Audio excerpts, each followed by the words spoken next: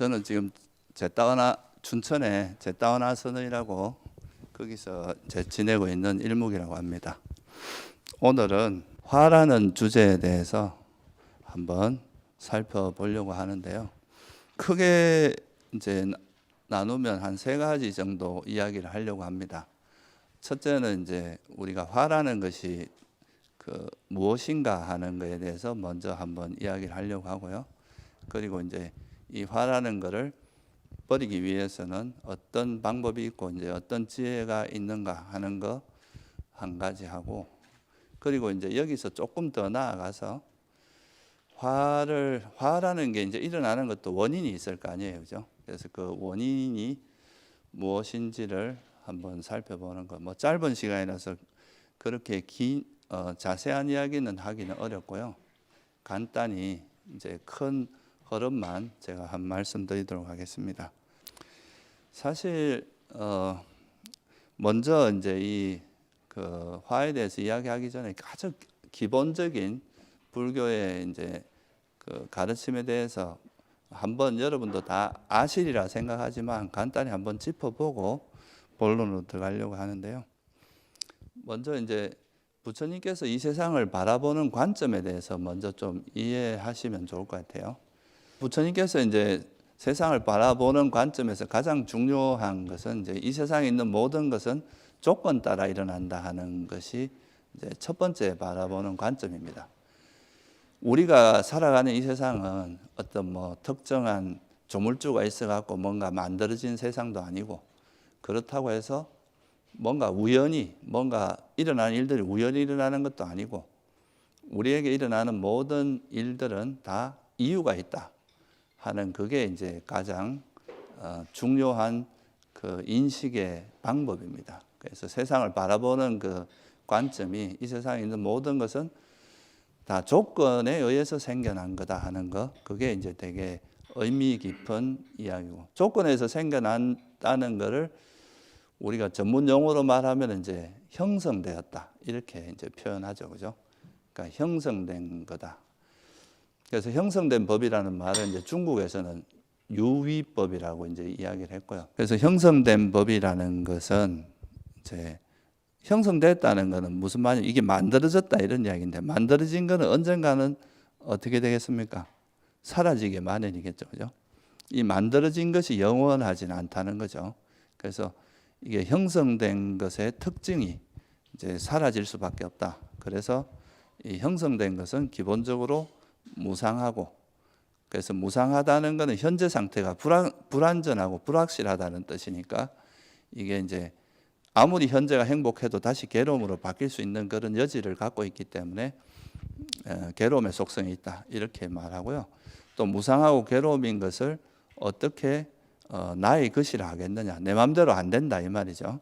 그래서 이제 그렇게 바라보는 관점이 이제 우리가 불교를 이해할 때 소위 말해서 바른견해라고 하는 것에서 가장 핵심적인 이야기입니다. 이 세상에 있는 모든 것은 다 조건에서 형성된 거라는 거, 이런 거에 대해서 먼저 좀 이해를 하시고 이제 불교를 접근하면 좋을 것 같아요. 그래서 이 세상에 있는 모든 건 다 이제 사라지기 마련이고, 그리고 이 괴로움의 속성이 있고, 나라고 할 만한 것은 없다. 그래서 무아라고 이야기를 하는데, 그렇다면 이제 이런 식으로 이제 이 세상에 있는 현상들을 바라볼 때, 그러면 우리가 살아가는 이제 이 세상에서 수많은 괴로움들이 있잖아요, 그죠? 우리가 태어나서 늙고 병들고 죽는 괴로움, 이거는 진짜 피할 수 없는 그런 괴로움이 있고, 또 사랑하는 사람과 헤어지는 고통도 있고, 미워하는 사람 만나는 고통, 또 원하는 걸 얻지 못하는 것, 그리고 슬픔, 비탄, 탄식, 절망, 이런 정신적인 고통들이 있잖아요, 그죠? 그러니까 이런 고통들이 왜 일어나는가, 이거를 이제 부처님께서 이 고통에서 벗어날 수 있는 방법은 없는가 해서 이제 출가를 하셨잖아요, 그죠? 그래서 이제 그 출가를 하시고 나서 당신이 이제 그 진리를 깨닫고 나서 보니까 이 괴로움이 왜 일어나는가 보니까 집착 때문이더라, 이렇게 이제 한마디로 파악을 하신 거죠. 그래서 이게 이제 수타니파타에 보면, 이게 집성제에도 나온 이야기지만 수타니파타에 보면 메따구라는 어떤 이제 바라문이 부처님께 묻습니다. 괴로움의 원인이 도대체 뭡니까? 라고 물으니까 이제 당신은 스스로 깨달은 자로서 이야기하는데 괴로움은 집착 때문에 일어난다. 이렇게 이제 한마디로 말씀을 하셨어요. 그래서 우리에게 일어나는 모든 여러분들이 살아가면서 지금 겪고 있는 이제 여러 가지 괴로움의 원인이 이제 집착에 있다. 이렇게 탐욕에 있다. 이렇게 말씀한 거는 우리가 굉장히 익숙한 말이잖아요. 그죠? 그런데 여기서 중요한 관점의 변화를 여러분이 이제 보시는 게 좋아요. 첫째는 뭡니까? 이 대상이 아니라 괴로움이 일어나는 게는 대상보다는 부처님은 어디에다 초점을 둔 겁니까? 우리 마음에 있는 집착 때문에 괴로움이 일어난다고 보신 거잖아요. 어떤 여러분들이 물론 우리가 가난해도 괴롭습니다. 또 아까 말했듯이 사랑하는 사람과 헤어져도 괴롭고 원치 않는 사람과 만나도 괴롭고 다 이런 이제 여러 가지 외적인 것이 우리에게 괴로움을 유발하는 것도 분명히 있는데 이런 것이 원인이 아니라는 뜻이 아니라 근원적인 1차적인 원인이 뭔가라고 이제 한 걸음 더 들어가 보면 결국은 1차적인 원인은 어디 있다고 본 거냐 하면 우리 마음에 있다는 거죠. 그죠? 대상보다는 마음이다. 일단 똑같은 상황이 돼도 여러분들이 원효 스님 이야기 잘 하시잖아요. 그죠? 똑같은 해골물을 마셨는데 원효 스님께서 똑같이 그 해골물을 먹었지만 그 전날 목이 말라서 정말 이렇게 헤맬 때 먹었을 땐 달콤했지만 그 다음날 아침에 이게 해골물이라는 거 알고 나서 보니까 엄청 구토도 하고 괴로워하고 그랬었잖아요. 그죠? 그러니까 똑같은 대상이라도 그 대상을 어떻게 바라보느냐에 따라서 우리 마음이 행복할 수도 있고 괴로울 수도 있다는 거예요. 그러니까 똑같이 안 좋은 상황이라고 해도 모든 사람이 다 괴로워하는 건 아니라는 거죠. 그래서 이제 대상도 물론 중요하지만 대상보다는 그 마음이 중요하다. 그래서 그 마음에서 이제 모든 괴로움이나 행복은 마음에서 일어난다. 이거를 사실은 이제 괴로움이 집착에서 일어난다. 이 말을 약간 다르게 표현하면 그렇게 표현할 수도 있는 겁니다. 그러니까 실제 여기서 중요한 인식의 전환이 뭐냐 하면은 부처님께서 이 세상에 있는 대상이 우리 괴로움을 준다고 보는 것보다 더 근원적으로는 우리 마음에 있는 그런 집착이 괴로움을 불러일으킨다. 이렇게 보신 게 아주 중요한 전환점 중에 하나입니다. 그래서 이 부분을 좀 이해하시는 게 좋고요. 그래서 이게 이제 대상보다는 마음이 이제 문제의 원인이 되는데, 그래서 이 괴로움이 일어나는, 그러니까 괴로움이라는 건 크게 나누면 두 가지로 볼 수 있을 거 아니에요, 그죠? 육체적인 괴로움이 있고 정신적인 괴로움이 있는데, 이 육체적인 괴로움은 사실 인간으로 태어나면은 피하기 좀 어려운 측면이 있습니다. 이거는 어떻게 보면 우리 몸을 유지하기 위해서도 그런 육체적 고통은 필요한 부분도 있잖아요, 그죠? 근데 이 정신적인 괴로움을 우리가 이제 정신적인 괴로움은 수행을 통해서 얼마든지 완화시키고 그거로부터 벗어날 수 있다는 거죠. 그래서 이 정신적인 괴로움을 유발하는 것을 불교에서 뭐라고 하냐면 화라고 합니다. 이게 이제 어떻게 보면 우리가 오늘 주제의 화는 이게 정신적인 괴로움을 항상 유발하는 어떤 마음 상태라고 볼 수 있어요. 그래서 이것이 일어나는 이것이 그냥 자기 혼자 일어나는 게 아니라 이 정신적인 괴로움, 화가 일어나는 데는 그 밑에는 보면, 그 이면에는 보면은 집착이라고 하는, 탐욕이라고 하는 것이 항상 바탕이 되어 있다 하는 점. 그 괴로움이 일어나는 그 근원이 집착이라고 말씀을 하신 거고, 그럼 또 여기서 한 걸음 더 나아가서 집착이 왜 일어나는지도 이유가 있을 거 아니에요, 그죠? 그래서 그 집착이 일어나는 원인이 바로 뭐냐 하면은 아까 말씀드렸듯이 이 세상은 다 조건에 의해서 형성된 건데 사라지기 마련인 것을 사라지지 말라고 집착하는 것, 또 원래 본질적으로 괴로움인 것을 행복이라고 잘못 알고 집착하는 것, 또 내 것이 아닌 것을 내 것이라고 거머쥐는 것, 이것 때문에 이제 집착이 일어난다. 이런 어리석음 때문에 일어난다는 거죠. 그래서 이게 이제 그런 어리석음을 기반으로 해서 이런 이제 집착이 일어나고, 그 집착이 있으면은 우리에게 수많은 화를 유발해서 그것 때문에 이제 수많은 고통을 겪게 된다. 그래서 사실은 우리는 괴로움에서 벗어나고자 할 때 그 화라고 하는 드러난 이 현상만 바라보고 있지만 실제 이 화를 불러일으키는 그 어떤 원인은 집착이, 그러니까 내가 뭔가 화를 내고 있다는 그 속에 집착이 있다는 뜻입니다. 그리고 그 집착이 일어나는 데는 이 진리를 모르는 어리석음이 있다. 그래서 오늘은 제가 이제 화를 주제로 이야기를 하지만 실제 우리가 화를 제대로 알기 위해서는 그 화의 이면에 있는 탐욕이라든가 그 또 탐욕을 지탱하고 있는 그 어리석음, 그래서 이게 우리가 불교에서 괴로움이 일어나게 하는 뿌리, 그거를 우리가 탐진치라고 이야기하는 거거든요.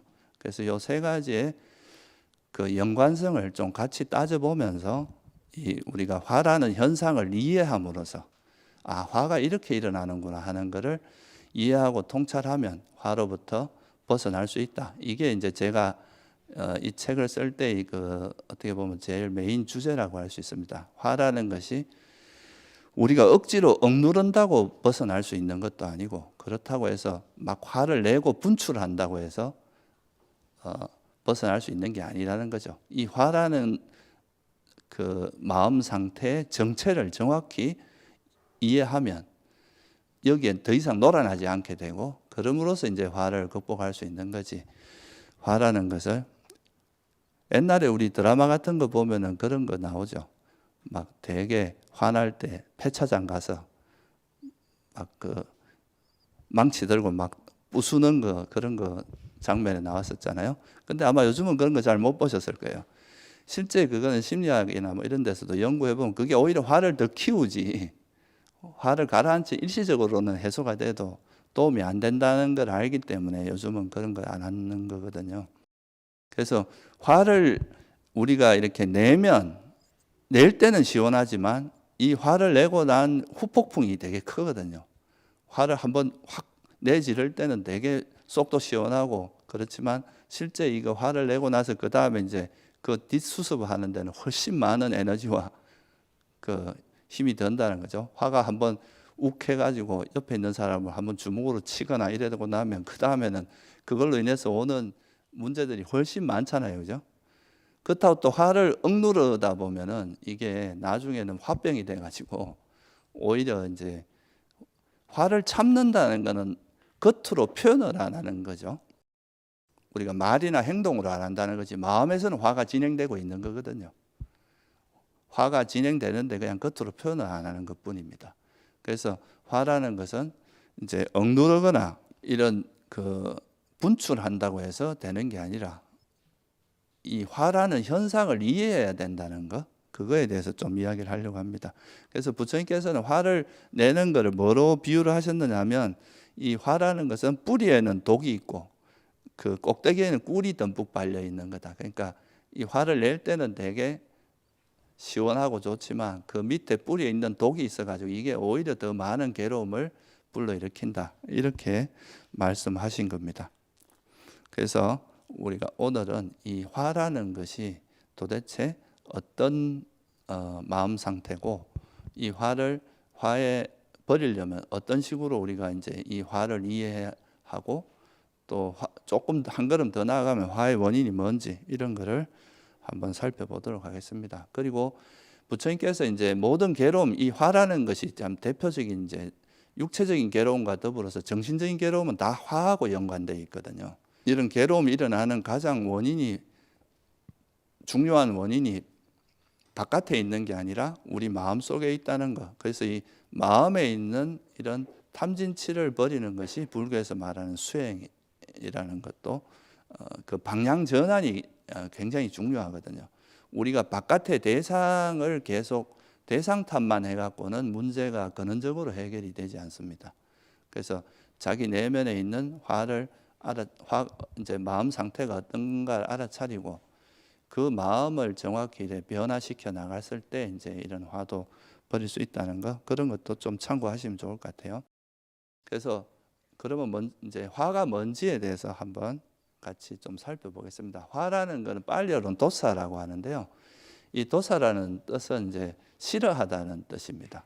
그러니까 내가 어떤 대상을 우리가 보통 자기가 원하지 않는 대상이 나타나면 싫어하잖아요, 그죠? 보기 싫은 사람이 나타나거나 보기 싫은 형상이 보이거나 소리가 들리면 싫어하잖아요. 그러니까 어떤 대상에 대해서 싫어하는 형태로 나타나는 마음을 총칭해서 화라고 합니다. 그러니까 우리가 여러분들에게 일어나는 마음은 굉장히 복잡하기 때문에 이 복잡한 마음을 간단하게 이렇게 무리를 지어서 이야기할수록 좀 우리 마음이 좀 단순화되는 경향이 있고 그래야 우리가 접근이 쉽거든요. 변수가 너무 많으면 이게 접근이 어렵기 때문에. 그래서 부처님께서는 이 괴로움이 일어나는 그 원인을 일단은 제일 그 대표적인 뿌리를 이 욕망이라는 걸 중심으로 해가지고 욕망의 반작용으로서 이제 화를 설명하고 그 욕망이 일어나는 뿌리가 이제 어리석음이라고 해서 탐진치로 단순화시킨 겁니다. 그래서 이 화라는 현상은 대상을 싫어하는 모든 마음 상태를 다 총칭하는 거다. 그리고 또 이 화라는 거는 화가 일어날 때는 정신적인 괴로움이 일어나기 때문에 항상 이게 화인지 아닌지 자기가 잘 모르겠다 할 때는 이 마음이 일어났을 때 내 마음에서 뭔가 불만족이 있고 뭔가 괴롭고 이렇다면은 이건 다 화와 함께한 마음이다. 이렇게 이해하시면 좀 이 화라는 현상을 이해할 때 훨씬 쉽습니다. 그러니까 뭔가 정신적으로 고통이 따르는 것은 다 화라고 보시면 돼요. 그래서 예를 들면 대표적으로 우리가 그냥 분노, 경로 이런 거는 화라는 건 다 알잖아요, 그죠? 근데 예를 들어서 짜증, 이거는 화입니까 아닙니까? 짜증도 현 상태를 좋아하는 겁니까 싫어하는 겁니까? 이것도 싫어하는 형태로 나타나는 건 다 화라는 거죠. 그리고 지루하다, 이것도 현 상태가 불만족스러운 거잖아요. 이런 것도 화에 들어갑니다. 그리고 요즘 사람들이 가장 많이 겪는 것 중에 하나가 뭡니까? 스트레스. 이것도 현 상태가 만족스럽지 않은 상태잖아요, 그죠? 이런 것도 다 화에 들어가고 스트레스라든가 또는 우울한 것도 지금 이 상태가 만족스럽지 않은 거거든요, 그죠? 우울함도 하고 또 요즘 사람들이 아주 많이 겪는 불안이나 공포 이런 것도 다 화, 절망, 허무 이런 것도 다 우리가 정신적인 불만족에 관련된 거기 때문에 우리가 화라는 용어로 단순화시켰지만 그것이 실제 우리 삶에서 나타나는 형태는 굉장히 다양하다는 거죠. 그래서 실제로 우리가 살면서 겪는 상당히 많은 형태의 마음들이 다 화의 형태로 나타난다.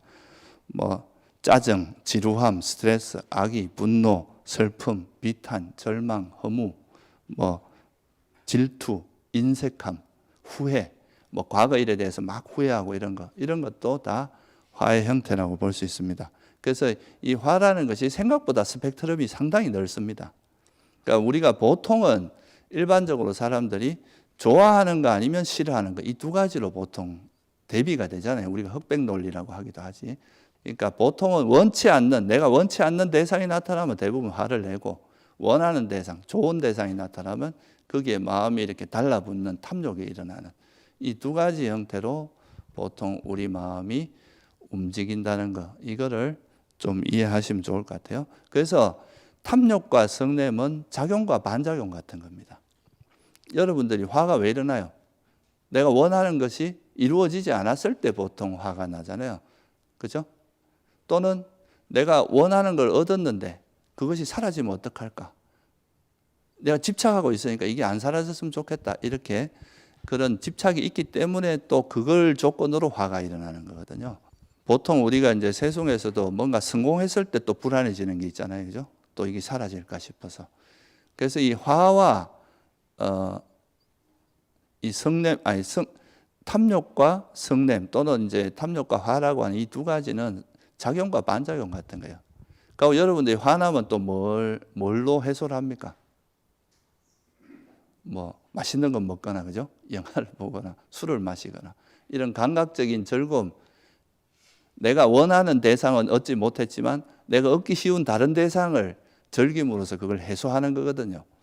그래서 이 탐욕과 성냄이라고 하는 거는 계속 서로가 작용을 하면서 계속 이게 서로가 성장하도록 하는 그런 작용을 해요. 이게 악순환이죠. 그래서 이 화라는 것을 이해할 때 단순히 이제 화라는 현상에만 보지 말고 이 화는 항상 이 욕망의 반작용이라는 것을 이해하시면 좀 이해하기가 편합니다. 그리고 우리 마음에서 이 화라는 현상은 이제 정신적인 고통을 항상 유발하게 돼 있고, 그리고 화가 이런 것도 화도 이렇게 잠깐 일어날 때는 큰 문제가 아니죠. 누구나 살면서 사소한 화는 다 일으키고 사니까. 근데 이 화가 이제 그 화라는 것을, 이것이 화가 화라는 걸 알면 그래도 이게 너무 계속 방치하면 이게 점점 커질 거라고 생각하고 좀 절제하거나 좀 이렇게 조심할 거 아니에요. 그죠? 그런데 이것이 화라는 걸 모르고 거기에 빠져들게 되면 이게 이제 나중에는 어떤 임계점을 넘어버릴 수 있습니다. 이 임계점을 넘어버리면 그때는 이게 이제 사실 되돌리기가 좀 어려운 상태가 가요. 예를 들면 우리가 우울함이라는 건 누구나 살면서 다 겪거든요. 근데 이 우울함이라는 것도 어떻게 보면 화고, 이것이 가지고 있는 위험성이나 이런 거에 대해서 잘 모르면 이 우울한 기분에 계속 빠져들어요. 그러다 보면 이게 이제 우울함이 우리 마음에 아예 이제 정착하게 되고, 그러면은 이게 이제 진짜 헤어나오지 못할 수도 있다 이거야. 그래서 그 우울증이라고 하는 게 이제 일종의 그런 것 때문에 일어나는 거기 때문에, 우리가 마음이 이렇게 강해지고 그 마음이 이제 우리에게 큰 문제를 일으키는 것은 반복될 때 그렇습니다. 우리가 마음이 성장하는 것은 마음에 계속 반복하면은 그 마음에 그 물을 주는 것과 같아요. 강도도 점점 세지고, 마치 이렇게 그 눈덩이 조만한 걸 굴리다 보면 점점 커지는 거나 비슷한 겁니다. 그래서 우리가 이런 이제 화에 대해서 이해해야 된다는 것도, 여러분들에게 일어나는 마음들이 이게 화인지 욕망인지 아니면 이게 나중에 이제 우리가 수행을 해서 지혜가 생긴 건지, 이런 거를 자애심인지 이런 걸 구분할 수 있으면 이제 욕망 이건 위험하니까 또는 성냄 위험하니까 이건 좀 절제하고 이제 내려놔야 되겠구나, 이런 방향으로 노력하게 되고, 지혜나 이런 이제 자애심 이런 거는 개발하는 쪽으로 노력할 거 아니에요. 그러면서 사람의 삶이 이제 건강해지고 정신적으로 건강해지고 하는 건데, 이런 것 자체를 모르면은 이 마음에 놀아난다는 거죠. 이게 화인지도 모르고 화에 확 휩쓸려 버리고 압도당해 버리고. 그래서 우리가 화를 이해하는 것의 첫 번째는 나한테 일어나는 이런 마음들, 그러니까 아까 제가 이제 간단히 말씀을 드렸는데, 뭐 짜증이나 지루함이나 뭐 스트레스, 우울함, 뭐 불안, 공포증, 요즘 뭐 공황장애 이런 것도 불안함이 심해진 거잖아요. 그죠?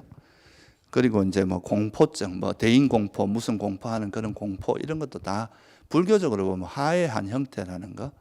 그래서 이런 게 자꾸 드러나기 시작하면 이거 위험 신호다 생각하고 이걸 멈추는 노력을 해야 됩니다. 그래서 일단은 첫째는 이제 화가 뭔지를 이해하는, 화가 우리 삶에서 어떤 형태로 나타나는지 그거에 대한 이해가 이제 첫 번째입니다. 그래서 이 화를 이해할 때 첫 번째는, 화라는 것은 내가 대상을 싫어하는 형태로 나타나는 것은 다 화라고 일단 이해하시면 좋겠고요. 이것이 화인지 아닌지 내가 잘 구분이 안 되고 잘 모르겠다. 그러면은 그때 내가 느끼는 그 감정이, 많이 느끼는 느낌이 괴로운 느낌, 정신적으로 괴로움으로 나타난다. 그러면은 이거는 다 화구나 이렇게 이해하면 됩니다. 그러니까 화하고 정신적인 괴로움은 항상 동반되는 거라서 그 정신적인 괴로움이 일어날 때는 화라고 보시면 됩니다. 참고로 말씀드리면 육체적인 고통은 화라고 보지 않습니다. 이거는 어찌 보면 이렇게 생명체가 생명을 유지하기 위해서는 꼭 필요한 기능이기도 하잖아요. 그죠? 근데 육체적 고통이 화의 원인이 되긴 합니다. 여러분들이 뭐 예를 들어서 치과 갈 때 치과에서 이렇게 뭐 치료를 받으면서 오는 불편함은 그건 육체적인 괴로움인데, 근데 그거를 싫어하고 이거 없었으면 좋겠어, 하기 싫어 뭐 이러면서 치과 가기 전에 계속 생각으로서 고통받는 거 있잖아요. 그죠? 그거는 화라고 보시면 됩니다. 그래서 우리가 이제 화라는 거는 수행을 통해서 완전히 이제 없앨 수도 있는 거지만, 줄일 수 있는 거지만, 육체적 고통은 조금 다른 맥락에서 바라볼 필요가 있습니다. 그러면 이제 화가 뭔지를 간단히 이제 좀 이해하셨으면, 그 다음에는 이 화를 그러면 어떻게 버릴 것인가, 그 버리는 방법에 이제 부처님께서 말씀하신 몇 가지 이제 중요한 것만 제가 소개를 드리겠습니다. 그러면 첫째는 이제 화를 버리기 위해서는 첫 번째 해야 될 게, 제가 미리 서두에서 이렇게 말씀드린 게 뭐냐 하면, 화가 일어났는데 제가 이것이 화라는 걸 알아야 버릴 수 있겠죠. 그죠? 내가 화가 일어났는데도 화가 일어났는지, 뭐 지금 내가 지혜가 일어났는지 이런 거에 대해서 스스로 파악하지 못하면 화를 버릴 수가 없을 거 아니에요. 그죠? 그래서 내 마음에서 이제 우리는 보통, 그래서 이게 조금 어려운 지점이 뭐냐 하면, 보통은 우리가 이제 바깥 대상을 분별하는 건 너무 익숙합니다. 그죠?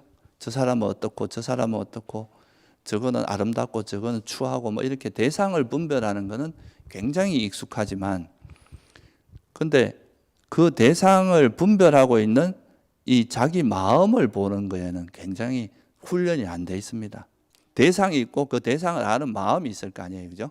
그 마음을 아는 거는 별로 이렇게 해본 경험이 별로 없기 때문에 그거에 대해서 상당히 이제 좀 미숙한 면이 많은데, 그래서 우리가 어떤 대상을 보고 싫어하는 마음이라고 화가 났을 때, 이 대상이 싫어하는 그 마음으로 달려가는 게 아니라 저 대상을 보고 내 마음에서 화가 났구나 하고 알아차리는 것, 그거를 파악하고 인지하는 이 작용이 굉장히 중요한데, 이거를 우리가 뭐 불교적인 수행 측면에서 이야기하자면 알아차림이라고 할 수 있습니다.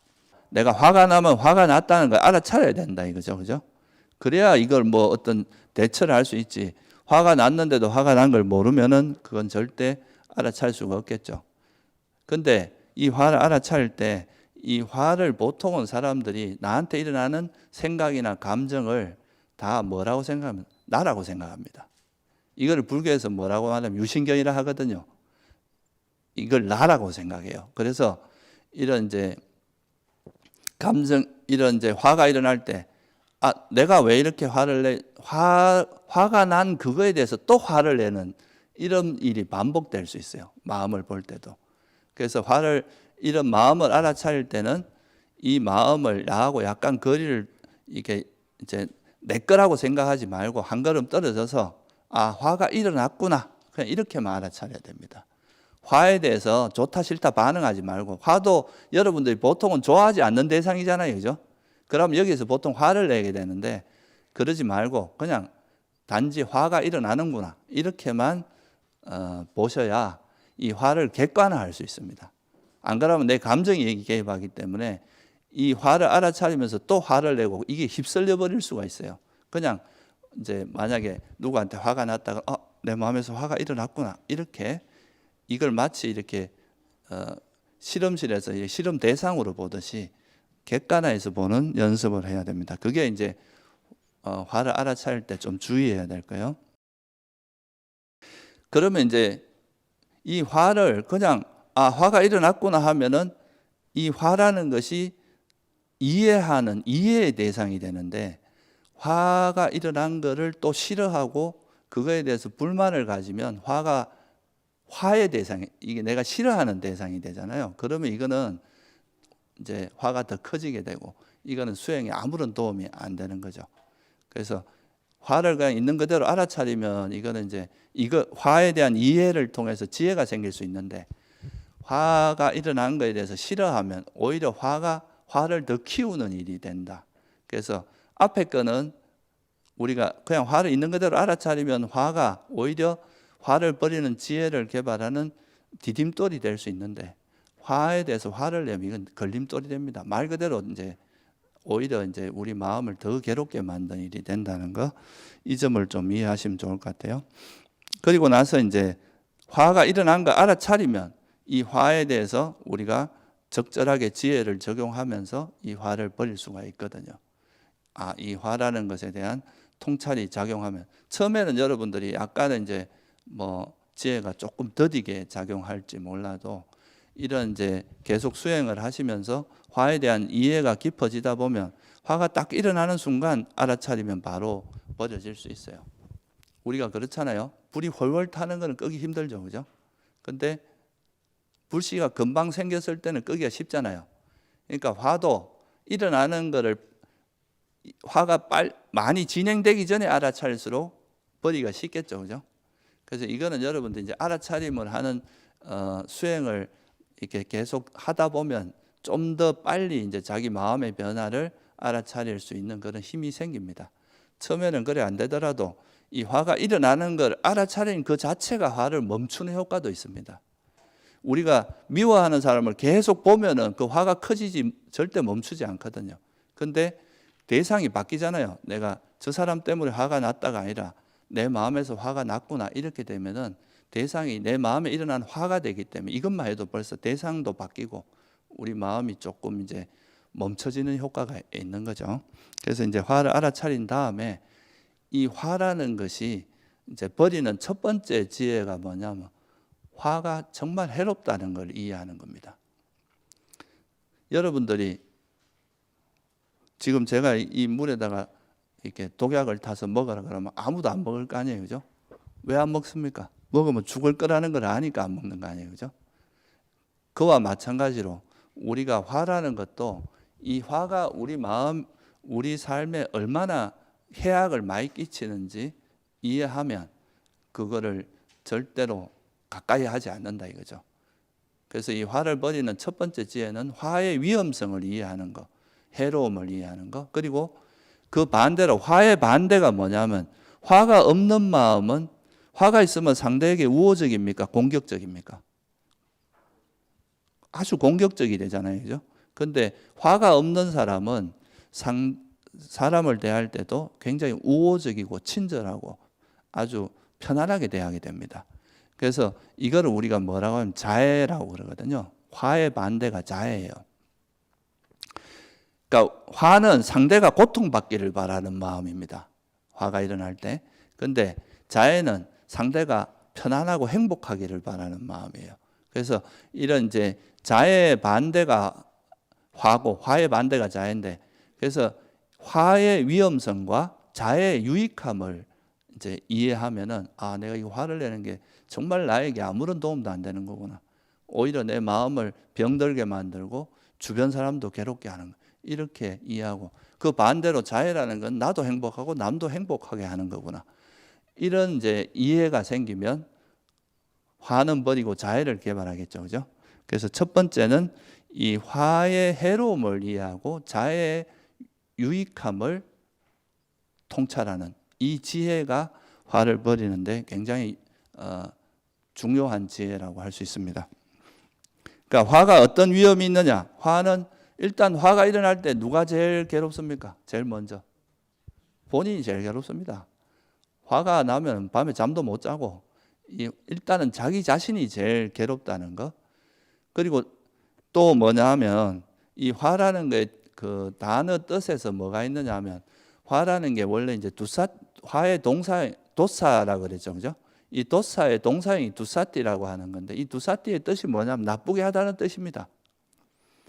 현재 상태보다 좋게 하는 게 아니라 나빠진다는 거예요. 이 화를 내는 것 자체가 현 상태보다 좋아지기보다 이게 점점 안 좋은 상황으로 가게 만든다. 그래서 타락하게 한다. 그래서 여러분들이 오랫동안 쌓아온 공덕을 한순간에 화 한순간 때문에 완전히 무너뜨릴 수도 있어요.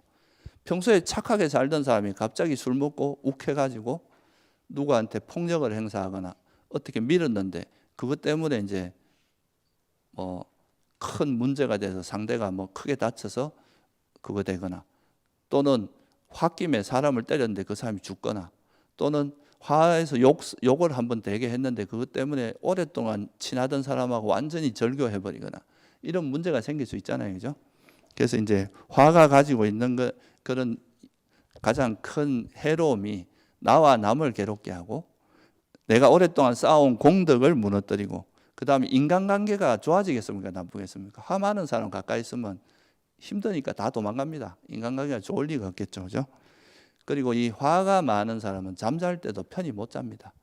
잠이 안 와요. 왜냐하면 이 화로 막 생각이 들끓기 때문에 잠도 못 자고 잠을 잘 때도 악몽을 꿉니다. 그리고 깨어날 때도 편안하게 못 깨어나요. 그래서 잠도 제대로 못 자고 제일 큰 거는 뭐냐면 이 화라는 것은 우리 마음을 한쪽으로 극단으로 확 이렇게 움직이게 만들기 때문에 지혜가 사라지게 합니다. 화가 있는 마음에서 지혜가 생길 수가 없잖아요. 그죠? 그래서 이런 해로움이 있는가 하면 그 반대로 우리가 자애라고 하는 것은 어떻게 했습니까? 상대가 행복하기를 바라잖아요. 고통받고 우리가 화가 날 때는 저 사람이 가다가 넘어져 갖고 다리를 다쳤으면 좋겠다. 뭐 어디 구덩이에 빠졌으면 좋겠다. 뭐 차에 치였으면 좋겠다. 이런 이제 상대가 고통받기를 바란단 말이죠. 근데 이 자애심이라고 하는 것은 상대가 행복하기를 바라고 나와 남이 행복하기를 바라는 마음이니까 이건 나에게도 이익이 되고 남에게도 이익 되겠죠. 그죠? 그리고 이런 자애가 많은 사람은 대인관계도 좋습니다. 남이 잘못되기를 바라기보다는 상대가 행복하기를 바라고 좋게 되기를 바라잖아요. 그죠? 그러니까 이것도 이제 관계가 좋아질 거고 화가 많으면 잠이 안 오지만 자애가 많은 사람들은 마음이 항상 편안하기 때문에 잠도 쉽게 들고 잠을 잘 때 악몽도 안 꾸고 깨어날 때도 굉장히 편안하게 깨어나고 그래서 이 자애가 많은 사람은 잠도 잘 잔다. 그리고 인간관계도 좋아지고 지혜가 또 자애심이 있으면 대상을 볼 때 싫어하는 마음이 없고 우호적으로 그냥 그 있는 그대로 볼 수 있는 그 힘이 바탕이 되기 때문에 이 지혜가 생기는 또 토대가 됩니다. 그래서 자애는 이익이 너무나 많지만 이 화라고 하는 것은 해악등을 백해무익하다 할 정도로 이거는 이제 우리 여러분들도 살아오시면서 화를 내므로써 여러분이 겪었던 그런 괴로움들 또 그걸로 인해서 오는 불이익들 이런 걸 한번 반주를 해보시면 야, 이 진짜 화라는 것이 진짜 위험하구나 그런 거를 이해할 수 있게 됩니다. 그래서 화의 위험성을 이해하고 그 화가 없는 마음의 유익함을 이해하는 것이 화를 버리는 아주 중요한 지혜에 들어간다 이렇게 볼 수 있고요. 뭐 이제 자애만 제가 설명을 드렸는데 뭐 우리가 보통 우리나라에서 자비 그러잖아요, 그죠? 자비심이라고 하는 것은 자애와 연민을 합친 말입니다. 자애는 빨리어로 맺다라 그러고 이 연민은 까루나라고 하는데 이 자애는 상대가 행복하기를 바라는 마음인데 근데 내가 여러분들이 전부 행복하기를 바라는데 여기 보니까 괴로워하는 사람이 있어요. 그러면 그 사람의 괴로움을 들어주고자 하는 게 뭐예요? 그게 연민입니다. 그러니까 연민이 좀 더 적극적인 거죠. 그래서 그 두 가지를 합쳐서 우리가 자비라고 하는 겁니다. 그리고 이제 남이 내가 괴로움을 들어주고자 했는데 그 사람이 괴로움이 없어져서 행복해졌어요. 그러면 그때 그걸 보고 같이 기뻐해 주는 거. 이걸 우리가 함께 기뻐함이라 그럽니다. 이거는 뭘 없애는 데 도움 되겠습니까? 질투를 없애는 데 도움이 됩니다. 남이 잘 되면 사촌이 논삼아 배 아프다 이런 말 하잖아요. 그죠? 그게 아니라 남이 잘 되면 같이 기뻐해 주는 거죠. 아, 잘 됐다. 정말 좋은 일이다. 이렇게 질투를 없애게 해주고 연민심은 잔인함을 없애게 해줍니다. 우리가 그 잔인함이 있으면 남이 고통받기를 바라잖아요. 그죠? 그런데 이 연민심 있는 사람은 남이 고통받지 않고 고통을 덜어주고자 하는 거죠. 사이코패스나 이런 사람들은 남들이 고통받는 거를 즐기잖아요. 그 고통을. 그건 연민심이 없어서 그렇습니다. 그리고 이제 그렇게 자애와 연민과 그 함께 기뻐하는 마음을 일으키고 난 다음에는 내가 그렇게 좋은 일을 했어도 어차피 자업자득이니까 내가 지은 업은 내가 받고 남이 또 남에게 베푼 거에 대해서 생색내지 않고 한 걸음 물러서는 거, 이걸 평온이라고 합니다. 그래서 이게 자비희사 이런 말 들어보셨죠, 그죠? 이 자비희사라고 하는 것이 화를 버리는데 아주 좋은 마음 상태다. 자애심은 아까 말했듯이 이제 그런 화를 버리게 해주고 연민심은 잔인함을 버리게 하고 함께 기뻐함은 질투로 인한 화를 버리게 하고 평온함은 보상을 바라는 마음을 버리게 해줍니다. 내가 이래 잘해줬는데 너 왜 나한테 안 해줘? 이러면 화가 나잖아요, 그죠? 그런 마음을 버리게 해주는 게 그 평온함입니다. 그래서 이 사무량심은 사실 화하고 반대되는 마음이에요. 화가 없는 마음이 사실 사무량심의, 그러니까 자비희사, 자애, 연민, 함께 기뻐한 평온이라고 하는 이 네 가지 마음으로 이야기할 수 있습니다. 그래서 이제 첫 번째는 화의 해로움을 이해하고 자비희사, 이런 이제 사무량심의 유익함을 이해하는 게 화를 버리는 첫 번째 중요한 지혜고요. 두 번째는 좀 쉬운 방법은 그냥 이제 우리가 화가 날 때는 상대의 안 좋은 면만 주로 보게 되잖아요. 그죠? 그래서 상대가 가지고 있는 안 좋은 면만 보는 게 아니라 좋은 점을 좀 이렇게 보려고 하면 그 두 가지 마음이 좀 중화가 돼가지고 좀 화를 버리는 데 도움이 되고, 또 미운 사람 떡 하나 더 준다고, 그러니까 오히려 미워하는 사람한테 자기가 소중하게 생각하는 걸 보시를 해버리는 거죠. 그럼으로써 이제 화를 버리는 방법도 있다. 그리고 또 지금 이 상황은 같이 자꾸 뭔가 이 접촉을 하는 것 자체가 화를 계속 유발하는 상황이 있을 수 있잖아요. 그럴 때는 일시적으로 피하는 것도 도움이 됩니다. 일단 피하고 좀 화가 가라앉은 다음에 다시 이야기를 하는 것도 바람직하고, 또 경전에 보면 이런 말도 나옵니다. 우리가 이렇게 여기서 만나는 모든 사람 중에서 전생에 부모, 형제, 자식, 친구 아니었던 사람을 만나기가 어렵다는 거예요. 그러니까 셀 수 없는 과거 전생부터 윤회를 해왔는데, 이 지구 중에서도 이 수많은 그 지구에도 70억의 인구가 있고, 그 중에서도 또 이 축생계까지 합치면 어마어마한 숫자의 존재들이 있을 거 아니에요, 그죠? 그런데 그 사람들 중에 이렇게 같이 모여서 법을 이야기하고 법을 듣고 이렇게 하는 것 자체가 보통 인연이, 같이 만나서 이야기하는 건 보통 인연이 아니라는 거죠. 그래서 저 사람이 전생에 내 부모님이었을 수도 있다, 자식이었을 수도 있다, 이렇게 봄으로써 이제 그 화를 일시적으로 가라앉히는 방법도 있다는 거예요. 또 전생에 우리나라에서 많이 하는 말로 전생에 내가 빛을 졌나 보다 이렇게 보고 내려놓을 수도 있는 거죠, 그죠? 그런 방법도 있고, 또 하나 이제 중요한, 이거는 이제 조금 사소한 것들이고요. 좀 중요한 지혜는 우리가 자업자득이라는 말 들어보셨죠, 그죠? 그러니까 부처님께서는 이걸 이제 밥상에 비유를 하셨어요. 이제 초기 경전에 보면 밥상으로 비유하는 게 있는데, 어떤 바라문이 와서 이제 부처님께 막 뭐라 욕을 하는데, 그때 뭐라고 하시냐면, 어떤 사람이 너한테 밥을 줬다. 그 밥을 받으면 누구 거냐? 그러니까 그러면 그 받은 사람 거다. 안 받으면 누구 거냐? 이렇게 이야기를 해요. 그러면 그건 내가 여전히 내 겁니다. 이렇게 이야기를 한 거죠. 그러니까 그와 마찬가지로 네가 아무리 나한테 화를 내도 나는 그 화를 받지 않으면 그 화는 네 거다. 근데 내가 그 화를 받으면 이건 나도 같이 화를 내는 거잖아요, 그죠? 그래서 이 밥상 비유를 드시면서 상대가 화를 내는 거는 그 사람이 악업을 짓는 거죠, 그죠? 근데 내가 그 상대가 던진 공을 받고 나도 같이 막 화를 내면 나도 같이 화를 내는 것밖에 안 된다 이거죠. 그래서 그렇게 하지 말고, 상대가 화를 낼 때 난 자애로 받으면 상대는 악업을 짓지만 나는 선업을 짓는 거다 이거죠, 그죠? 그리고 그 사람이 나쁜 짓을 했다고 해도 자업자득이기 때문에 내가 그 화를 내지 않는다 해도 자기가 받을 업은 자기가 받게 돼 있다는 거죠. 그러니까 상대가 나쁜 짓을 한다고 나도 같이 그 동조해서 나쁜 일을 할 이유는 전혀 없다. 그래서 이게 이제 자업자득을, 업의 주인은 자기 자신임을 반조해라 이렇게 표현합니다.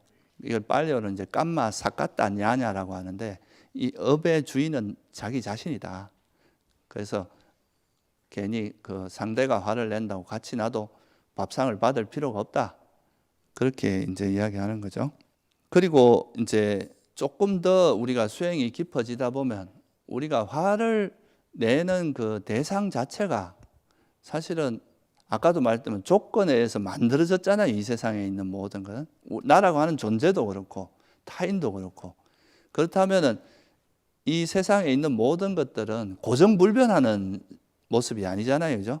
계속 조건 따라 변하고 있습니다. 여러분 몸도 변하고 있고 마음도 지금 현재 마음이 고정되어 있지 않잖아요. 그죠? 계속 생각은 변합니다. 그렇다면은 내가 이 화를 내는 이 대상 자체도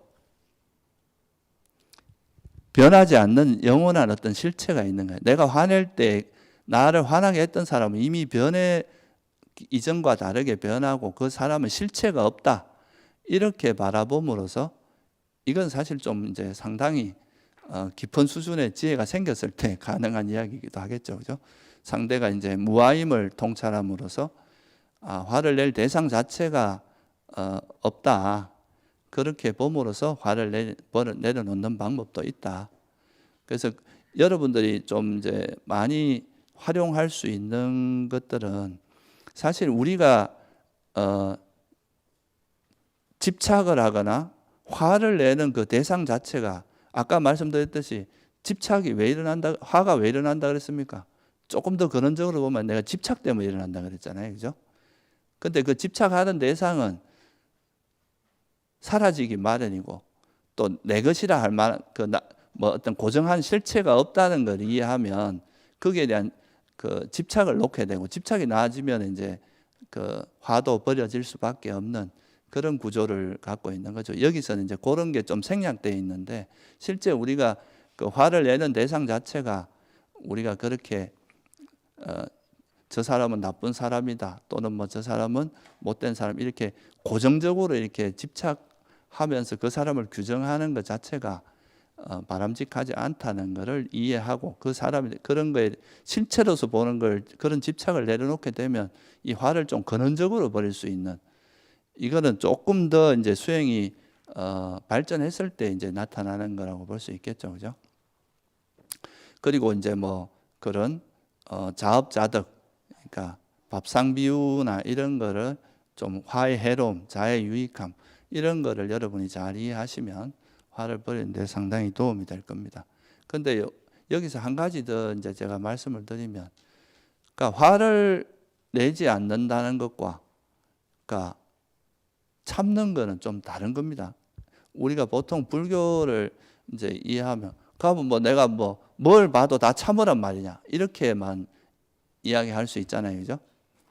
부처님께서도 어떤 제자들이 잘못된 걸 있을 때 무조건 그런 걸 참은 게 아니에요. 잘못된 거 있으면 호되게 나무라고 그거를 개선해 주려고 하고 했단 말이죠. 근데 여러분들이 그런 걸 하실 때 우리 마음이 화가 없는 어떤 아주 고요하고 평온한 마음 상태에서 뭔가 대처를 할 때는 지혜롭게 대처할 수 있을 거 아니에요, 그죠? 뭔가 우리가 냉정함을 찾고 평온함을 가지고 그 상황에 대처할 수 있으니까 그러면 되게 지혜롭게 대처할 수 있는데 화에 압도된 상태에서 어떤 판단을 하고 행동을 하게 되면 어떤 문제가 생기겠습니까? 오히려 그 문제가 더 복잡해지고 그 화로 인해서 어떤 일을 하고 나면 그거에 대한 부작용 때문에 또 더 많은 일들을 겪어야 됩니다. 그래서 화를 내지 않는다는 것은 일단 화가 난 상태에서 어떤 판단을 하거나 행동을 하는 것은 여러 가지로 위험 요소가 많기 때문에 일단은 화를 버린 다음에 행동을 하더라도 그 이후에 하는 게 좋다 이거예요. 행동을 하지 말라는 건 아닙니다. 행동을 하더라도 우리가 산에서 조난당했을 때 사람들이 죽는 이유 중에 하나가 사실 뭐 여러 가지가 있지만 뭐 위험에 빠지는 게 보통 이제 어떤 길을 잃고 그러면은 사람들이 요즘 말로 하면 멘붕 상태에 빠지는 거예요. 두려움에 확 휩싸여 가지고.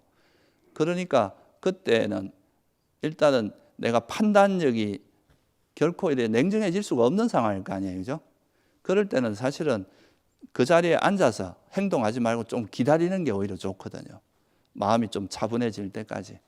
근데 그럴 때 마음이 이렇게 두려움에 휩싸여 있고 흥분되어 있는데 막 두려움에서 길을 찾겠다고 막 이래저래 날뛰다가 오히려 이제 낭떠러지로 떨어진다거나 그런 위험에 더 노출된다고 하는 이야기가 있거든요. 그래서 우리가 이제 이런 그 화를 버리는 것도 이와 마찬가지로 그 화를 버리고 아무것도 하지 말고 참기만 하라는 이야기가 아니라 화가 난 상태는 우리 마음의 균형이 깨져 버린 상태이기 때문에 그럴 때 행동하지 말고 화가 좀 가라앉고 마음이 차분했을 때 행동하게 되면 그거는 이제 올바른 판단도 할 수 있고 올바르게 대처할 수 있는데, 화가 난 상태에서 이제 뭔가 행동하는 거는 문제가 많이 생기고 부작용이 많기 때문에, 일단은 이제 우리 마음을 좀 이렇게 차분하고 평온하고 고요하게 만든 다음에 어떤 행동해야 되기 때문에, 일단은 화를 먼저 가라앉히는 게 우선돼야 된다, 이런 의미로 이해하시면 좋을 것 같습니다. 그래서 이게 이제 기본적으로 우리가 화가 일어났을 때 그 화가 일어난 그 대상 자체도 사라지기 마련이고 내 것도 아니고, 이렇게 보면서 이제 내려놓고, 또는 화의 해로움이라는, 화는 해롭다, 이거는 뭐 백해무익이다, 이런 걸 이해하고 내려놓기도 하고, 자업자득이다 이렇게 보면서 업의 주인은 자기 자신이다 이렇게 놓을 수도, 이제 이런 건 되게 기본적이고 아주 우리가 많이 활용할 수 있는 지혜이기 때문에 제가 말씀을 드렸고, 이제 여기서 한 걸음 더 나아가면은 이 화란 우리가 그 이제 여름에도 그렇잖아요, 그죠? 여름에 우리 절에 가면 여름 되면 이 풀과의 전쟁이거든요. 그러니까 풀이 엄청나게 자란단 말이죠. 그럼 이제 이 풀을 뽑는데, 풀을 뽑을 때 그냥 그 뭐 요즘 뭡니까 그 예초기 같은 거 이런 걸 가지고 풀만 이렇게 쳐내고 나면 잠깐 보면 좀 깨끗해지는데, 비만 한번 오면 또 금방 자라거든요. 근데 이거를 이제 뿌리채 뽑아가지고 뿌리를 없애버리면 다시 나지 않잖아요, 그죠? 그러니까 화라는 것도 겉으로 드러난, 우리가 표면에 드러난 것 중에 제일 알기 쉬운 건 화입니다. 화는 되게 일단은 내가 괴로우니까 괴롭고, 또 화가 일어났을 때는 그걸 누구나 버리고 싶어 하기 때문에 이거는 이제 알아차리기가 쉬운데, 이 화가 일어나는 데는 이 세상의 모든 일은 이유 없이 일어나는 게 없다 그랬잖아요, 그죠? 그럼 이 화가 일어나는데도 그 밑에 원인이 있을 거 아니에요, 그죠? 그 화는 항상 아까 뭐라 그랬습니까? 이 괴로움은 뭐 때문에 일어난다 그랬어요, 부처님께서? 집착 때문에, 그러니까 탐욕 때문에 일어난다 그랬잖아요. 그럼 또 이 탐욕은 그럼 또 왜 일어나느냐? 이거는 그 탐욕의 밑뿌리에는 보면 어리석음 때문에 일어난다. 그래서 이걸 경전에, 이제 초기 경전에는 어떻게 나오느냐 하면요, 이 세상의 모든 것은 다 형성된 것, 조건에서 만들어진 거다, 형성된 건데, 이 형성된 것은 사라지기 마련이라는 거죠. 여러분 안 죽는 사람이 있습니까? 우리 태어난 사람은 죽기 마련이잖아요, 그죠? 그러니까 여러분이 생각을 하나 일으켜 보세요. 그 생각이 영원히 멈추거나 한다고 멈춰지던가요? 사라집니다. 그러니까 이 세상에 있는 모든 우리 현상들은 다 어떤 시간의 문제지, 특히 우리 마음이라는 건 되게 빨리 변하고, 이 몸이라는 거는 뭐 그래도 겉으로 외형적으로 보면 한 100년쯤 있다고 보이지만 실제로 우리 세포는 계속 변하고 있잖아요, 그죠? 이 변하기 마련이고, 그래서 이거는 이제 형성된 것은 변하기 마련이고 괴로움이고, 그렇기 때문에 이게 변한다는 건 무상하다는 의미고, 또 현재 상태가 불완전하잖아요. 변한다는 것은 현재 아무리 좋은 상태라도 다시 나빠질 수 있다는 이야기잖아요. 그러니까 이거는 이제 불만족스러운 거다. 그게 이제 괴로움의 의미입니다. 아예 이제 고통만 이야기하는 게 아니고, 무상하기 때문에 가지고 있는 선천적인 그런 불확실성, 불만족스러운 것, 불안전성, 이런 걸 이야기하는 겁니다. 그러니까 이거는 괴로움의 속성이 있어요. 그러면 이 무상하고 괴로움인 것을 내 마음대로 할 수 없다 이거예요. 여러분들이 내 몸 보고 죽지 말라 한다고 안 죽지 않잖아요, 그죠? 그러니까 내 생각이 일어나는데 사라지지 마 한다고 해서 안 사라지지 않잖아요. 그러니까 우리 몸과 마음은 내 마음대로 전적으로 통제가 안 됩니다. 내 것이라면 내 마음대로 돼야 되잖아요. 내가 만약 여기 주인이라면 당신은 나가세요. 당신은 들어와도 좋습니다. 이렇게 할 수 있는 게 주인의 힘이잖아요, 그죠? 근데 이 마음에도 그런 주인이 있으면 그게 돼야 되는데 안 된다는 거죠. 그래서 무아라고 부처님께서 이야기하신 거예요. 말씀하신 거예요. 그래서 이 무상하고 괴로움이고 무아인데 사람들은 자꾸 내가 있다 그러고, 뭔가 이 삶을 주재하는 내가 있다 그러고, 영원히 존재한다 그러고, 이것이 이 존재하는 것 자체가 행복이라고 본다는 거죠. 그래서 여기 집착이 달라붙는다는 거예요. 그러니까 사라지기 마련인 것을 영원하다고 잘못 알고 집착하고, 괴로움인 것을 행복이라고 잘못 알고 집착하고, 내 것이 아닌 것을 내 것이라고 잘못 알고 집착한다는 거예요. 그러니까 무상한 것을 영원하다고 잘못 아는 어리석음, 괴로움인 것을 행복이라고 잘못 아는 어리석음, 내 것이 아닌 것을 내 것이라고 잘못 아는 그 어리석음 때문에 집착이 일어난다. 그렇게 말씀하셨어요. 그래서 이거를 변하기 마련인데 변하지 말라고 집착하고 있으니까 변할 때 뭐가 일어난다는 거예요? 괴로움이 일어난다는 겁니다. 여러분이 난 안 죽었으면 좋겠다고 집착을 하고 있는데 우리 몸은 형성된 거니까 사라지기 마련이란 말이죠. 그죠? 그래서 이게 또 병들기 마련이고 사라지기 마련인데 병이 들거나 죽음에 가까이 가면 괴로워한단 말이죠. 어떻게 보면 그것이 우리가 살아있는 사람의 숙명이고 자연스러운 성질임에도 불구하고 그걸 받아들이지 못한다는 거예요. 그래서 이제 그 원인이 어리석음에 있다. 그래서 이제 어리석음을 기반으로 해서 욕망이 일어나고 욕망을 기반으로 해서 화가 일어난다. 그래서 이제 가장 근원적인 거는 진리에 대한 어리석음 때문에 이제 이런 탐욕이 일어나고 그 탐욕이 있기 때문에 화가 일어나는 거다. 정신적인 괴로움이 일어나는 거다. 이렇게 보셨습니다. 그러면 제가 한두 가지 예만 좀 들어볼게요. 우리가 화가 일어나는 데 있어서 가장 대표적인 것이 이제 욕망 중에서도 감각적 욕망이라고, 이제 우리가 감각적 욕망이라 그러면 감각적인 즐거움, 쾌락 이런 걸 이야기하는 거죠. 그래서 뭐 맛있는 거 먹고 또 뭐 사람들한테 인기 얻고 환대받고 그다음 돈도 많이 벌고 또 내가 원하는 거를 즐기는 거, 이게 이제 감각적인 즐거움인데, 이 감각적인 즐거움은 자기가 원하는 대상을 얻음으로써 오는 즐거움이거든요. 그래서 여러분들이 뭐 예를 들어서 내가 맛있는 걸 먹고 싶어. 그래서 맛있는 걸 먹으면 즐거움이 일어나요. 이건 이제 충족함으로써 오는 행복이죠. 뭔가 내가 시험에 합격하고 싶었는데 그 시험에 합격했을 때 그때 일어나는 것도 그렇죠. 그것도 이제 즐거움에 해당하겠죠. 돈을 많이 벌고 싶은데 돈을 많이 벌었어요. 그러면 이제 행복해요. 이 자체가 문제라기보다 여기에는 탐욕이라고 하는 것은 집착이 본질이거든요. 그냥 뭘 하고자 하는 게 본질이 아니라 집착이 본질이에요. 그래서 내가 하고 싶은 걸 이제 하고 싶은 거에 대한 집착하는데 그것을 얻지 못하면 이 집착하고 있는 걸 얻지 못했으니까 그거의 반작용으로 일어나는 게 화라는 거죠. 그래서 이 감각적인 욕망은 그것이 실현됐을 때는 행복한데 실현되지 않았을 때는 소위 말 구부득고라고 그러잖아요. 그죠? 얻고자 하는데 얻지 못하면 엄청나게 고통이 일어납니다. 집착이 강할수록 고통의 강도도 큽니다. 그리고 설사 얻었다 하더라도 그것이 사라질까 봐 두려워요. 우리가 이제 대표적인 예를 들면 그 연예인들이 되게 화려한 삶을 사시잖아요.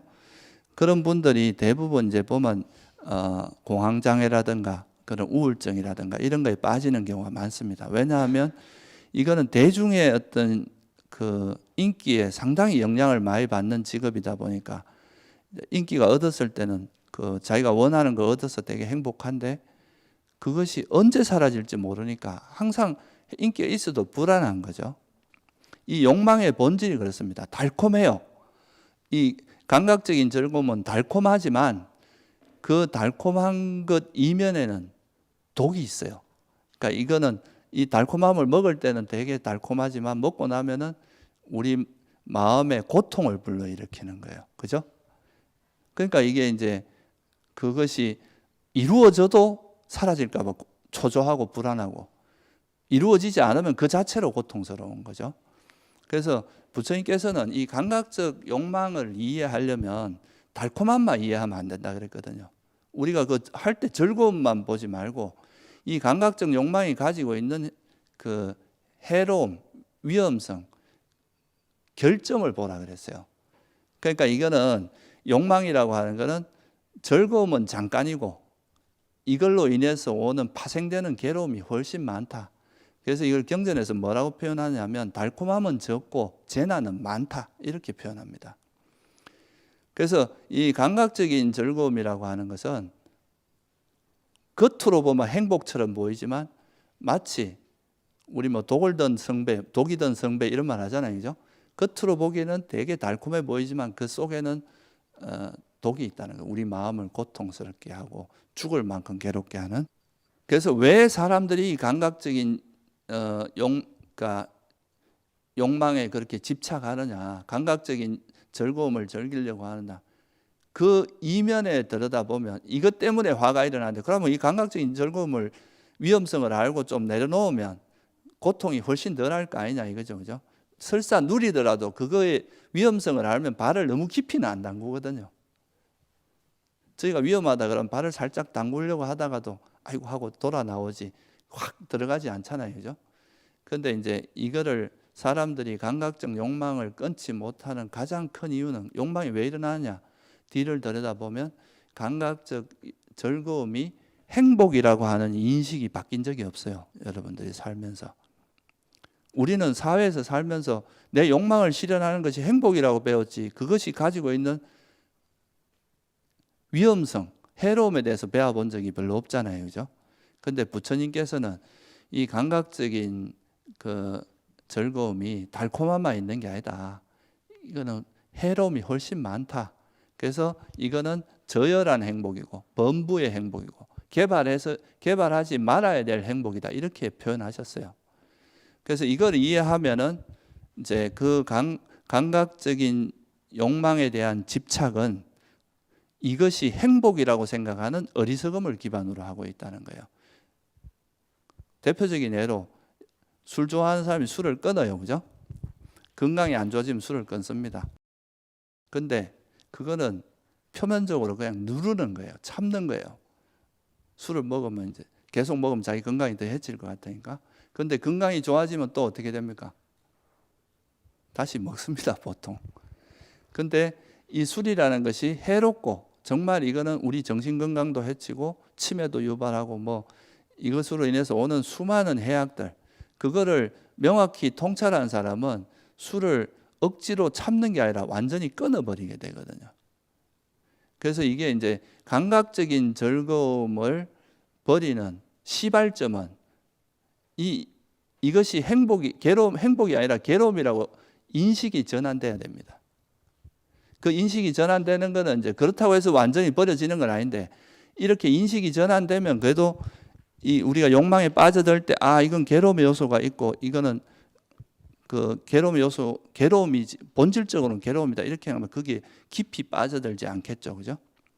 그래서 우리가 사실 요즘 세상에서 되게 많은 괴로움을 겪는 거는 다 자기 욕망을 충족하지 못해서 오는 괴로움들이 대부분이잖아요, 그죠?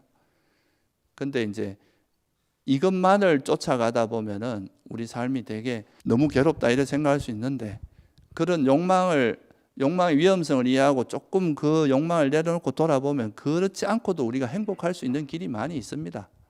그런데 이제 여유가 없어서 그런 거죠.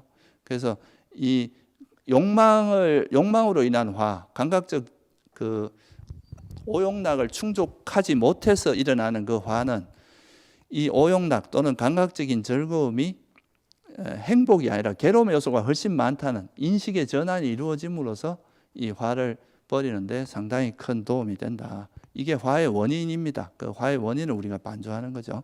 그래서 감각적인 즐거움이 많이 빠질 때는 이것이 행복이 아니라 괴로움이라고 반조하는 그런 방향으로 한번 노력해 보시는 것도 도움이 많이 된다, 이렇게 볼 수 있고요. 또 여러분에게 화를 제일 많이 불러일으키는 것 중에 하나가 뭡니까? 견해차, 그죠? 생각이 다른 것. 이것도 이제 인간관계에서 가장 이제 많이 불러일으키는 건데, 그 생각이 다른 것 때문에 괴로움이 일어나는 이유가 뭐겠어요? 각자가 자기 생각을 집착하고 있기 때문에 그렇습니다. 그렇지 집착하지 않고 그냥 대화를 한다면, 상대 이야기를 듣고 그것이 옳으면은 이건 내가 생각할 때 이렇다, 그럼 또 상대도 그 이야기를 듣고 서로 이야기하면서 소통이 되죠, 그죠? 근데 보통은 자기 견해가 옳다고 이미 집착하고 있어요. 그러니까 자기 견해에 대한 집착이 강하기 때문에 이건 내 견해고 이건 내 거야. 내 생각에 이런 견해를 나라고 생각하는 유신견이 있는 겁니다. 그래서 이런 것 때도 이 사람마다 살아온 게 다르기 때문에 가지고 있는 세상을 보는 눈이 다를 수 있다는 것을 먼저 인정하면 이런 게 다툼이 없고 이제 대화가 가능한데, 이제 이 견해도 형성된 거라는 걸 우리가 이해할 필요가 있겠죠. 그죠? 그래서 견해가 다른 거지 상대가 틀린 거는 아니잖아요. 그죠? 그래서 그런 거를 이 견해도 형성된 것이다. 그래서 이것도 내 것이 아니고 현재 내가 이런 생각을 갖고 있는 거고 이런 견해를 갖고 있는 거지 이것이 절대적으로 옳다라고 말할 수는 없는 거잖아요. 그죠? 그래서 그런 식으로 이 견해 자체도 조건에서 형성된 것이고 내 것은 아니다. 조건에서 변할 수 있는 거다. 이런 것에 이렇게 이해하면 지혜가 작용하는 건데, 그게 아니라 이것이 마치 영원한 것처럼 내 것인 것처럼 이걸 나와 동일시해서 이렇게 하면 나와 다른 이야기를 하면 나를 공격한다고 생각한단 말이에요. 그러니까 이제 화가 엄청 나는 거죠. 그래서 이렇게 그 견해에 대한 집착, 이것도 내가 남이 나와 다른 생각을 이야기했을 때 화가 나면 내가 내 견해에 집착하고 있고 이 견해를 나라고 생각하고 있구나. 이렇게 보면서 이 견해 자체도 나라고 할 만한 것은 없고 이것도 다 조건에 의해서 생긴 거라서 얼마든지 바뀔 수 있는 거고, 그렇다는 것에 대해서 이해하면 그런 견해로 인한 화를 버리는데도 도움이 되겠죠. 그죠? 그리고 이제 또 하나가 뭐냐 하면 이제 자만이에요. 자만. 우리가 화를 불러일으키는데 대표적인 게, 그러니까 비교 심리죠. 비교.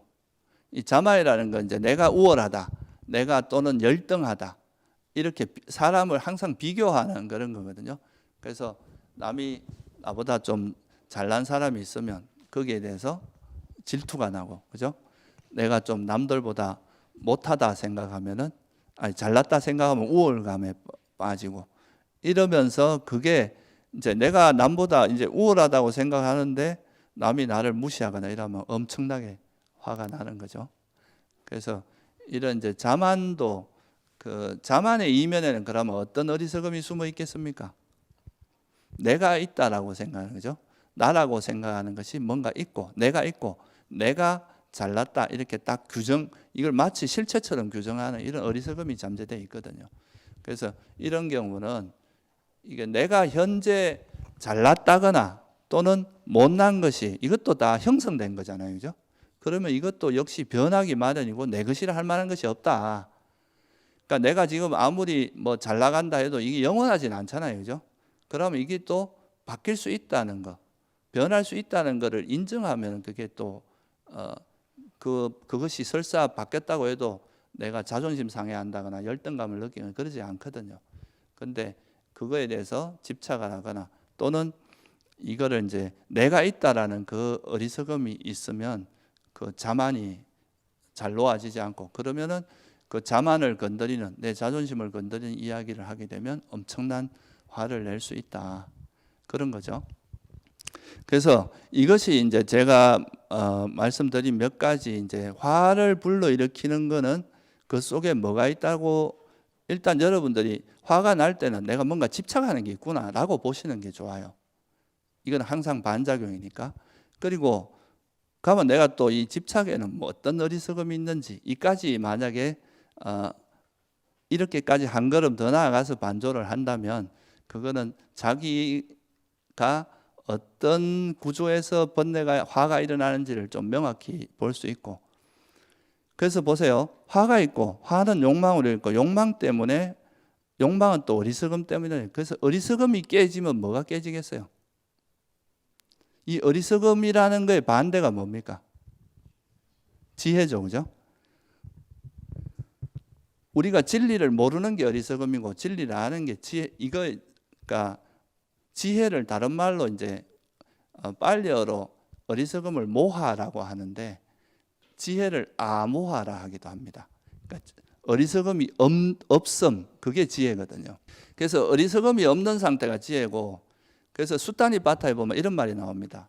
우리에게 괴로움이 있는데 이 괴로움이 일어나는 우두머리가 뭡니까? 머리가 뭡니까? 이렇게 이야기해요. 머리는 무명이다. 그러니까 어리석음이다. 그럼 그 머리를 떨어뜨리는 건 뭐가 떨어뜨립니까? 이렇게 얘기합니다. 우리가 머리가 있으면 머리가 잘라지면 이제 뿌리가 어떻게 보면 없어지면 이제 우린 죽을 거 아니에요, 그죠? 이 괴로움이 일어나게 하는 근원은 무명이라면, 그 머리가 무명, 어리석음이라면 이 머리를 자르는 거는 지혜다, 명지다, 이렇게 이야기해요. 그래서 불교에서 말하는 이런 괴로움을 일으키는 이런 대표적인 게 탐욕과 성냄이거든요. 이 탐욕과 성냄이 상호작용을 하면서 모든 괴로움을 불러일으킵니다. 그러면 이 두 가지가 일어나는 뿌리가 뭐라는 겁니까? 어리석음이라 그랬죠, 그죠? 그래서 이 어리석음이 제거되지 않는 한은 계속 이게 반복돼요. 계속 이거는 사라졌다 싶으면 또 일어나고 계속 반복되는데, 이 어리석음이 이제 약화되기 시작하면은 이게 이제 점점 이 탐욕과 성냄이 줄어들게 되고, 소위 말해서 빛바랜다고 표현하잖아요, 그죠? 이 빛바래면서 나중에는 진짜 없어질 때까지 갈 수도 있습니다. 그래서 우리가 아까 제가 서두에서 이 화는 절대로 억누르거나 분출해서 벌어지는 게 아니라 그랬죠, 그죠? 이 화를 이해해야 된다.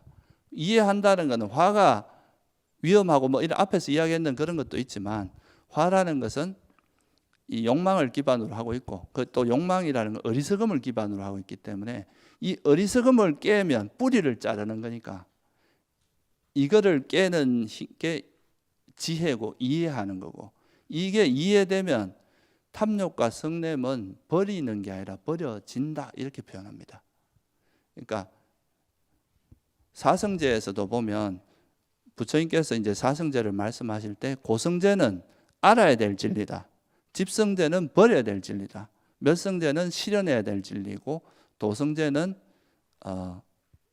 닦아야 될 진리라고 하거든요. 그러면 여러분들이 이렇게 수행을 통해서 이런 이 세상에 있는 모든 것이 다 형성됐고, 그래서 이건 무상하고 괴로움이고 뭐하다, 이걸 아는 게 바로 이렇게 알려고 노력하는 게 도성제를 닦는 겁니다.